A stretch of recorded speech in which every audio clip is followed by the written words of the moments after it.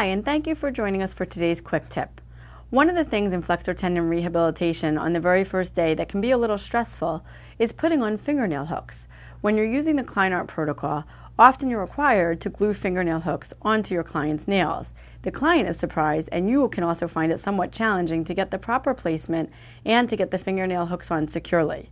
And one of the things that I find especially stressful is that one of my colleagues once asked me how I avoid gluing myself to my client.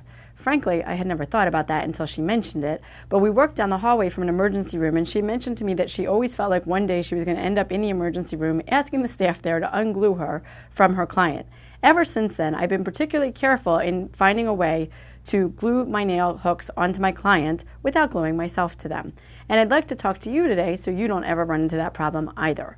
First of all, the most important thing you can do is have very clean, nail polish-free fingernails to work with. So it's always good to keep a little bit of nail polish remover in your office, because obviously when people injure their tendon, they're not really thinking, when I injure my tendon, should I have nail polish on or not? So you want to make sure you have the nail polish remover handy. You will ask your client, obviously, if it's okay. They don't really have a choice because it's the best way to get the hooks on. But you will remove their nail polish.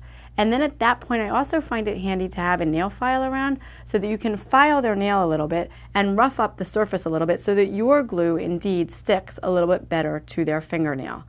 At that point, I often use a tweezer to hold the hook so that I get proper placement without gluing myself to the client. I'd much rather go to the emergency room and ask them to remove my tweezer from my client than remove myself from my client.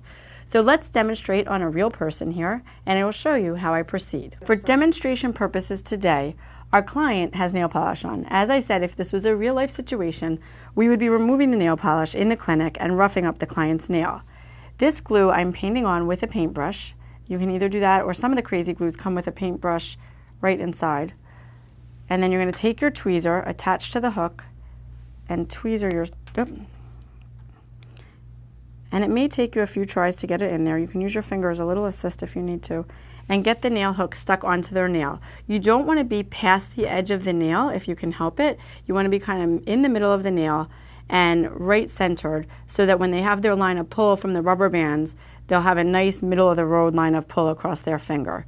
And if you were using crazy glue, you could do a few extra squirts right in the little circles that are at the top of the nail hook, just to give yourself some extra bonding. And then often it's slippery, and you want to just hold the nail hook in place. And so that is how you will most likely avoid ending up in the emergency room glued to your client. And thank you for joining me for today's quick tip.